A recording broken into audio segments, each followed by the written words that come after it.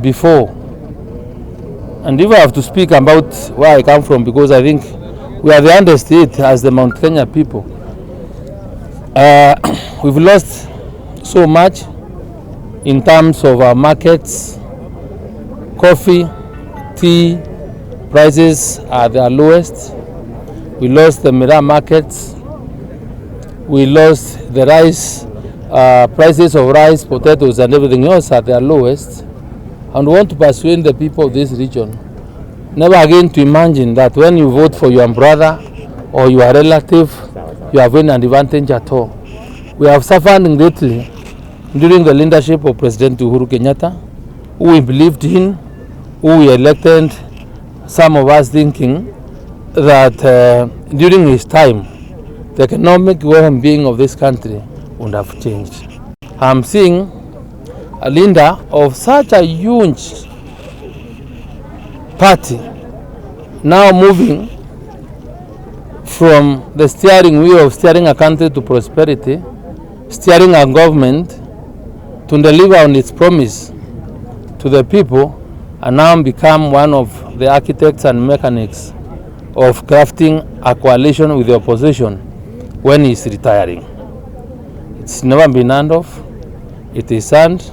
But I want to ask the Kenyan people, and especially the people of Mount Kenya, that we must be clever enough now, because whatever coalitions that are being spearheaded by them are not for the interest of the people of this particular region. That Kenya is at a crossroad.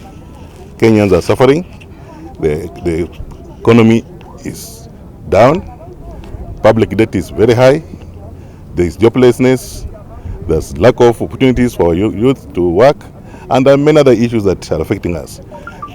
Senator has talked about problems with the tea here and the miraa.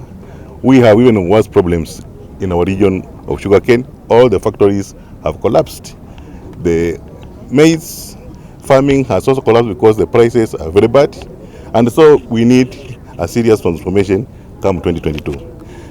Now, I am a member of ANC, ANC South National Congress, and Amal National Congress, and we are saying that we believe in Uchumi Bora.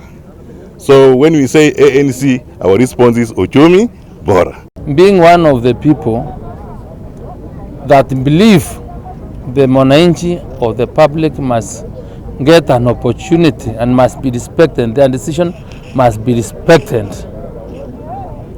we have to do our best to ensure time next year, time like now next year, Kenyans will be mobilized. Kenyans will be persuaded to vote leaders on account on how they have the ability to solve or come up with the policies that can address the problems that most of our Kenyans have.